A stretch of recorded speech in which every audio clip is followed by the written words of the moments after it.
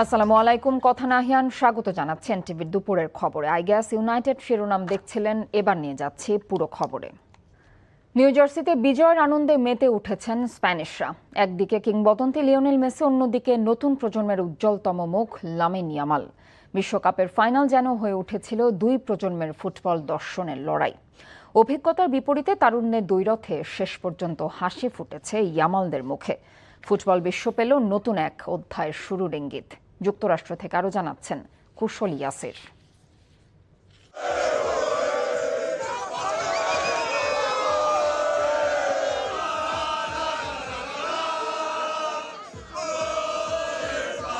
Lionel মেসির আর্জেন্টিনাকে বোতল বন্দি করে পুরোটা সময় যেন স্প্যানিশ জাদু দেখলো এই স্টেডিয়াম, এবং শেষ পর্যন্ত জয় নিয়েই মাঠ ছাড়লো, সঙ্গে বিশ্বকাপের ট্রফিটা নিয়েই ফিরলো স্প্যানিশরা। Hey, congratulations to Spain, Argentina, next time, but hey, let's celebrate, brother. Yeah, I think the best team won. I wasn't going for nobody. I went for both teams, so I'm happy either way. I think well deserved and well played, and congratulations to my country, to Spain. I'm super proud of having so many Barcelona players and coming from the academy of La Masia.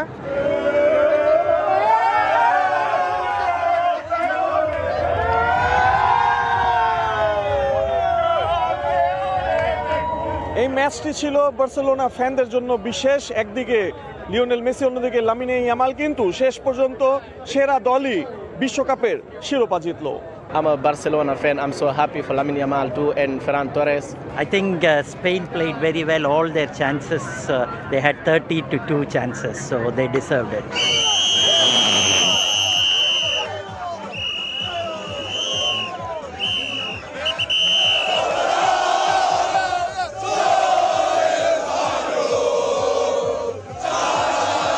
একদিকে বার্সার ইতিহাসে সবচেয়ে বড় তারকা, অন্যদিকে বর্তমান দলের সবচেয়ে বড় তারকার লড়াই। শেষ পর্যন্ত নতুন প্রজন্মই জয় পেয়েছে।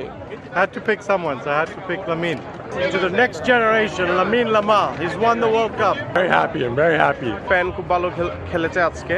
আর্জেন্টিনা পুরো টুর্নামেন্টে যেভাবে খেলছে আজকে সেভাবে খেলতে পারে নাই, সো খেলাটা এনজয় করছি।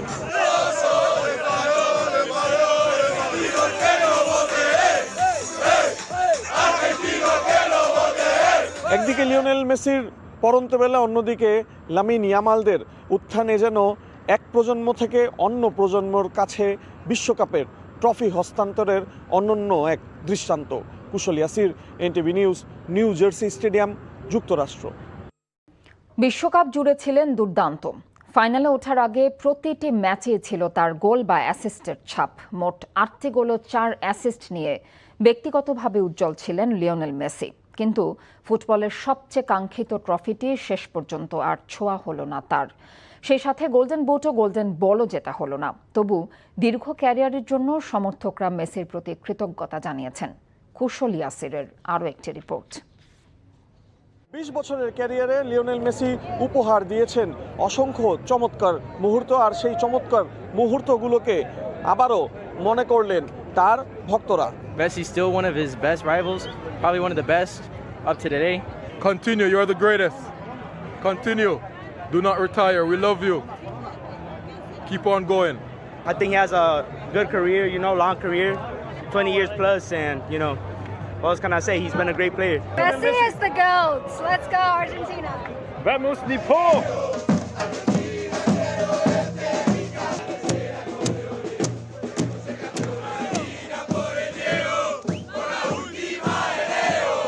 এবারে বিশ্বকাপের প্রতিটি ম্যাচে লিওনেল মেসি স্কোর করেছেন, না হলে করিয়েছেন, কিন্তু শেষ পর্যন্ত সেই গোল্ডেন বুট এবং গোল্ডেন বলের কোনোটিই পাওয়া হলো না তার।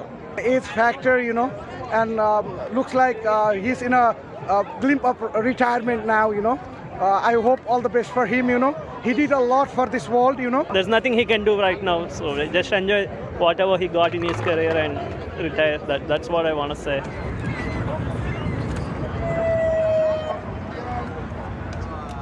I came all the way from Finland to see this game.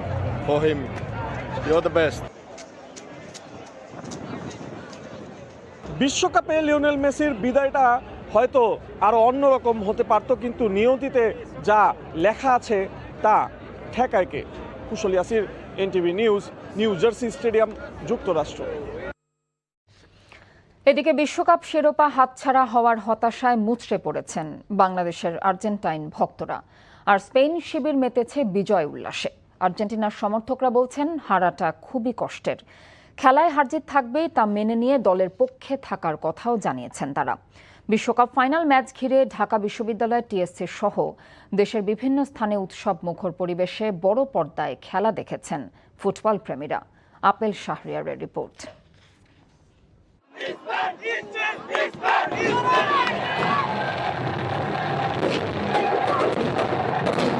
টানা দ্বিতীয়বারের মতো শিরোপা ঘরে নিচ্ছে আর্জেন্টিনা।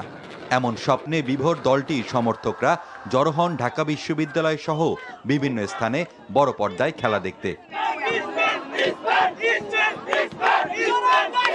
তবে স্পেনের সঙ্গে খেলায় পাত্তাই পায়নি সদ্যবিদায়ী বিশ্ব চ্যাম্পিয়ন আর্জেন্টিনা। ফলে এক বুক হতাশা ও কষ্ট নিয়ে বাড়ি ফিরতে হয়েছে দলটির সমর্থকদের। আর স্পেন শিবিরে বিজয়ের উল্লাস। চোরের উচিত শিক্ষা হয়েছে, এমনকি ফিফার সভাপতির উচিত শিক্ষা হয়েছে। চোরের কোনো ঠাঁই নাই, বৈষম্যের কোনো ঠাঁই নাই। নেক্সট টাইম খুব ভালো হবে এই আশা ব্যক্ত করে আর কিছু বলার নাই। সবার সাথে আনন্দ করতেছি, এটা হচ্ছে সবচেয়ে বেস্ট। আমিন ইয়ামিনের জন্য হচ্ছে যে খেলাটা টিএসসি মোড়ে দেখতে এসেছি, অনেক দূর থেকে আসছি। শুধু টিএসসি এলাকা নয়, দেশের বিভিন্ন স্থানে দেখা গেছে একই চিত্র। প্রিয় দলের জার্সি গায়ে হর্ষধ্বনিতে আছড়ে পড়া দর্শকদের মাঝে শেষ বাঁশি বাজার আগেই নেমে আসে অদ্ভুত নীরবতা। আমি তো ব্রাজিল সাপোর্টার, আমি স্পেন সাপোর্ট করি। আমি যখন থেকে আমার জ্ঞান হয়, যখন থেকে আমি ম্যারাডোনাকে চিনি, তখন থেকে আর্জেন্টিনা। 2022 কাপ নিছে মেসি, পেনাল্টি 2022 কাপ নিছে, 2026 আসে আর কোনো পেনাল্টি কাপ হয় না। ঢাকায় নিযুক্ত আর্জেন্টিনার রাষ্ট্রদূত মার্সেলো কার্লোস বেদনা ভাগাভাগি করে নেন সমর্থকদের সাথে। সাভারে ফুটবল প্রেমীদের বাঁধনহারা উৎসবে বেদনার সাক্ষী হলেন তিনি। অনেকে ভাবেনি এভাবে হেরে যাবে আর্জেন্টিনা। বিশ্বকাপ ফুটবলের মহারণে স্পেনের কাছে 1-0 গোলে হেরে শিরোপার স্বপ্ন ভেঙে যায় আর্জেন্টিনার। চট্টগ্রাম বিশ্ববিদ্যালয় হেরে যাওয়া দলের হতাশার সুর ও স্পেন সমর্থকদের বাঁধভাঙা উচ্ছ্বাস ছিল চোখে পড়ার মতো। ফাইনালের মধ্য দিয়ে শেষ হলো ফুটবল প্রেমীদের উত্তেজনা ও উন্মাদনা। Apple Shahriar, NTV news, Dhaka. আজ 20শে জুলাই। 24শে জুলাই গণঅভ্যুত্থানের দিনটি ছিল অন্যতম উত্তাল ও গুরুত্বপূর্ণ দিন।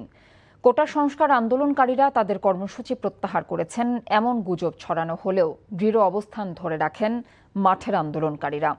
দেশজুড়ে সেনা টহল জোরদার করা হয়, কোথাও কোথাও মারমুখী অবস্থানে দেখা যায় তাদের।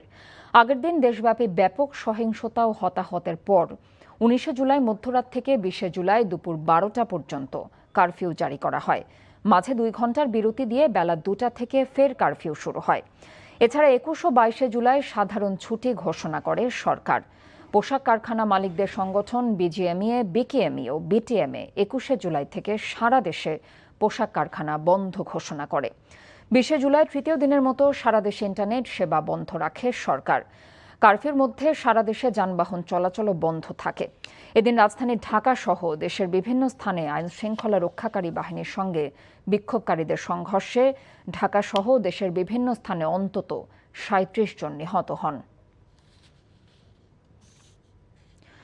24শে গণঅভ্যুত্থানে অকাতরে প্রাণ দিয়েছেন প্রায় 1400 ছাত্র জনতা। এসব শহীদ পরিবার বয়ে বেড়াচ্ছেন সন্তানহারা এক দুঃসহ বেদনা। শহীদ মায়েদের চোখ থেকে অহর্নিশ ঝরছে বেদনার অশ্রুধারা। কেউ জানে না এ কান্নার শেষ কোথায়, কিন্তু সন্তানহারা মায়েরা দেখে যেতে চান তাদের সন্তানদের হত্যার বিচার। ইফতেখার রেজার রিপোর্ট। 2024 সালের জুলাইয়ের গণ অভ্যুত্থান থেকে 2026 সালের জুলাই ক্যালেন্ডারের পাতার হিসাবটা 2 বছরের। অভ্যুত্থান পরবর্তী বাংলাদেশে আন্দোলনকারীদের যে যার কাজে ফিরে গেছেন। হয়তো কারো কারো স্মৃতিতে উত্তাল আন্দোলনের সেই দিনগুলো ধীরে ধীরে ঝাপসা হতে শুরু করেছে।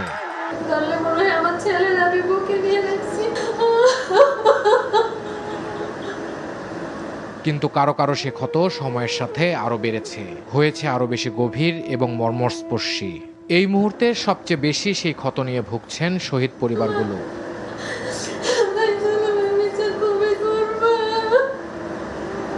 জীবন ধারণের বাস্তবতায় শহীদের পিতা হয়তো ডুবে যান কাজের ভেতর, কিন্তু মমতাময়ী যখন একা থাকেন কিংবা একটু অবসর পান, তখনই নিহত সন্তানের মুখটা ভেসে ওঠে চোখের সামনে। এই ঘরেই তো ঘুরে বেড়াতো প্রাণভোমরা। কত আবদার আহ্লাদে ঠাসা ছিল এই বাসা, যা ছিল এক চিলতে ভালোবাসায় ঠাসা। সন্তানের সাথে সবই হারিয়েছেন মা জননী। আমাদের দিন যে কিভাবে যাচ্ছে আপনারাই তো বোঝেন, একমাত্র ছেলে, একটা ছেলে, কত সুন্দর করে লালন পালন করে মানুষ করছি। একটু বুক কাঁপলো না, জুলুমদের একটু বুক কাঁপলো না, এভাবে ছেলেদেরকে নিয়ে গেল, মাইরে ফেললো। এই যে এই কষ্টগুলো আমরা আর নিতে পারি না, আমরা আসলে কোনো বাবা মা মনে হয় নিতে পারি না, সারাক্ষণ আমাদের কলিজার মধ্যে আঘাত করে। সন্তান চোখের সামনে বড় হয়ে উঠছে, সেই সন্তানকে নিয়ে কত স্বপ্ন বোনা, সেই চোখে এখন শুধুই বিষাদের ছায়া। ঘাতকের বুলেটে যে সন্তান চিরতরে হারিয়ে গেল, সেই কলিজার টুকরার জন্য দু চোখের পানি আর কান্না যেন নিত্যদিনের সঙ্গী। আমি মনে করছি হয়তো আমার বাবা জীবিত আছে, আমার সাথে দেখা হওয়ার পর হয়তো কিছু হবে, আমার এটাই মন বলছিল। আমি একবারও ভাবি নাই যে আমার সোনার ছেলে ওখানেই শেষ হয়ে গেছে, এটা আমি ভাবি নাই। এমন গভীর শূন্যতার মাঝেও শহীদের মা বাবা যেন সুস্থভাবে বেঁচে থাকতে পারেন, তার উপায় খুঁজছেন স্বেচ্ছাসেবীরা। যারা ইয়াং তারা কোনো না কোনোভাবে দেখা যাচ্ছে রিকভার করছে, বা তাদের রিকভারের পাওয়ারটাও পার্সেন্টেজটা অনেক বেশি, কিন্তু বাবা মায়ের মধ্যে এটা অনেক কম। তাদেরকে চাইলেও আপনি অত সহজে বের করে নিয়ে আসতে পারবেন না। সন্তান হারানোর শোকটা অন্যরকম। ডিপ্রেশন পেয়েছি, অ্যাংজাইটি ডিসঅর্ডার পেয়েছি, সার্ভাইভার গিল্টি কিছু প্রবলেম পেয়েছি, 2-1 প্যানিক ডিসঅর্ডারটা আমি পেয়েছি। আমরা পরবর্তীতে 300+ সার্ভাইভারকে সেবা দিতে সক্ষম হয়েছি। শহীদের আত্মত্যাগের বিনিময়ে যে দেশ, সেই দেশে যেন তাদের মা বাবা ভালো থাকেন, এই প্রত্যাশা স্বেচ্ছাসেবীদের। Iftekhar Reza, NTV news, Dhaka. করোনাকালে রিপোর্ট জালিয়াতি ঘটনায় সাধারণ মানুষের সঙ্গে প্রতারণা ও বহুল সমালোচিত রেজেন্ট হাসপাতালের চেয়ারম্যান শাহেদ করিমকে গ্রেফতার করেছে পুলিশ। আজ দুপুরে রাজধানীর ইসিবি চত্বর এলাকা থেকে পুলিশ তাকে গ্রেফতার করে। গ্রেফতারের বিষয়টি নিশ্চিত করেছেন পল্লবী থানা পুলিশ। তার বিরুদ্ধে একটি মামলায় গ্রেফতারি পরোয়ানা রয়েছে। এর আগে করোনা ভাইরাস পরীক্ষায় জালিয়াতি সহ নানা কারণে আলোচিত হন রেজেন্ট গ্রুপের শাহেদ করিম। 2020 সালে জুলাই মাসে র্যাবের ভ্রাম্যমাণ আদালত মিরপুর উত্তরা কার্যালয়ে অভিযান চালায়। ওই সময় মানুষের পরীক্ষা ছাড়াই করোনার সনদ উদ্ধার করে। এভাবে সাধারণ মানুষের সঙ্গে প্রতারণা করে অর্থ হাতিয়ে নেওয়ার অভিযোগ ওঠে শাহেদ করিমের বিরুদ্ধে। আবারও এসডিজি ব্র্যান্ড চ্যাম্পিয়ন অ্যাওয়ার্ড পেল দেশের খ্যাতনামা পণ্য প্রস্তুতকারী প্রতিষ্ঠান ওয়ালটন। 3টি ক্যাটাগরিতে বাংলাদেশের টেক জায়ান্ট ও সুপার ব্র্যান্ড ওয়ালটনকে পুরস্কৃত করা হয়েছে। টেকসই নেট জিরো ইনিশিয়েটিভ এবং এনার্জি এফিসিয়েন্সি প্রোগ্রামের জন্য সাশ্রয়ী ও ক্লিন এনার্জি ক্যাটাগরিতে ওয়ালটন অর্জন করেছে এসডিজি ব্র্যান্ড চ্যাম্পিয়ন অ্যাওয়ার্ড 2026।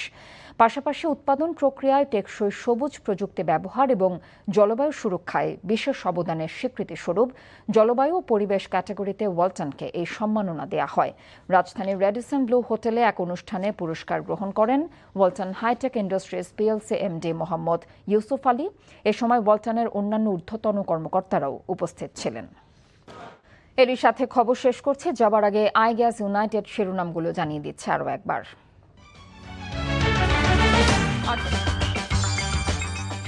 এ ছিল এনটিভি দুপুরের খবরে। এই খবরের ভিডিও সহ আপডেট জানতে ভিজিট করুন এনটিভি অনলাইন www.ntvbd.com। এছাড়াও এনটিভি জনপ্রিয় সব অনুষ্ঠান ও খবরের আপডেট জানতে ভিজিট করুন আমাদের ইউটিউব ও ভেরিফাইড ফেসবুক পেজ। 5টায় দেশের খবর দেখার আমন্ত্রণ রইল। এতক্ষণ সাথে থাকার জন্য ধন্যবাদ সবাইকে।